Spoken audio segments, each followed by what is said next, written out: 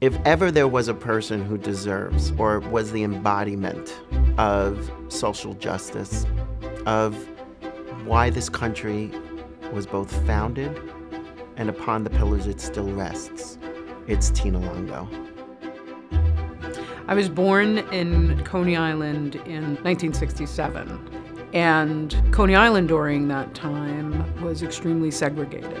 And that segregation divided the community and created animus. All of that frames the way in which I've come to this work. I'm an only child of a single mom. Her name is Rose.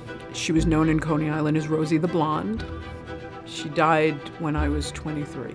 I remember at her wake, the people coming to pay respect were clearly people from Coney Island who had known my mother for decades. But two women came up, women of color, and told me that they knew my mother, they were from Coney Island, they were sex workers, and my mother would hold some money for them that they would skim off the top, that they didn't want to hand over to their pimps.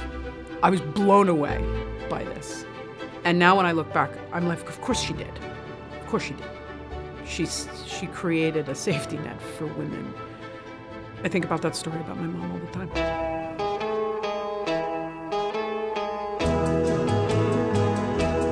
By the end of my first year at John Dewey High School, I was way behind.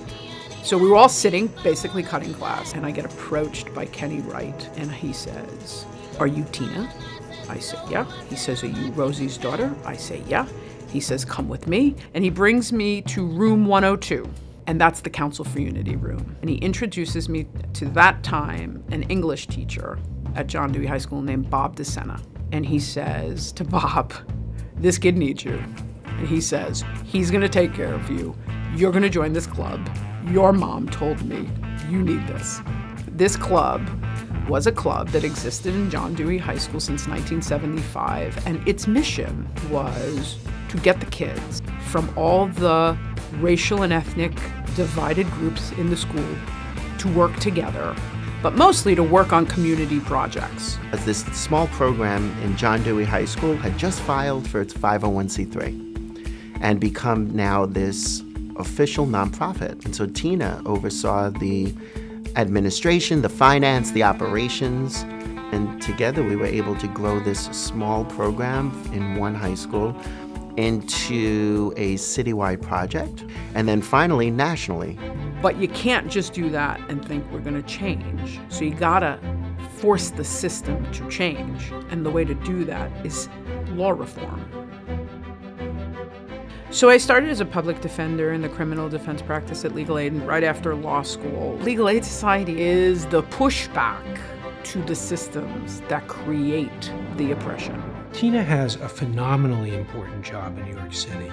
She runs the criminal division of Legal Aid, which means that she oversees 1,000 professionals, 700 of them as lawyers, 230,000 clients a year who have been charged with crimes and otherwise wouldn't be able to afford to have a lawyer. Part of that is not just dealing with the criminal matter, but to deal with civil legal services issues or even social services issues. A big partner of ours, particularly around pretrial justice, is Fedcap and Wildcat. One of the critical initiatives at Legal Aid under Tina's leadership has been what they call the decarceration project. In other words, getting people out of jail in New York City.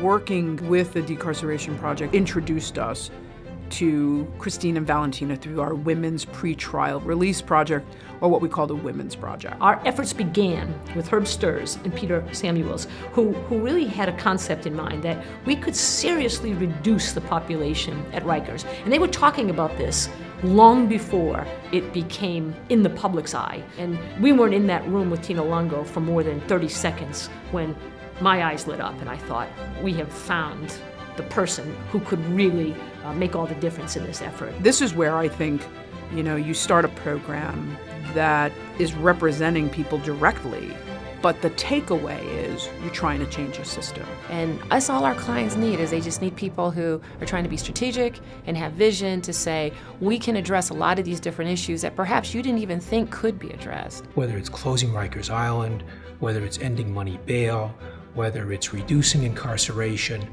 Tina is at the forefront of all those issues. She has always been someone who strives for social justice, to make sure that those people who for far too long are not at the table are not just present, but heard. What is driving people to the criminal justice system is not criminality, it's poverty. It's lack of access. It's lack of services. It's lack of us recognizing that there are broken systems, oppressive, racist broken systems that have gotten us where we are. Whether it's the criminal justice system, the juvenile justice system, the child welfare system, the housing system, right, the benefit system. The concept is this: let's do it differently.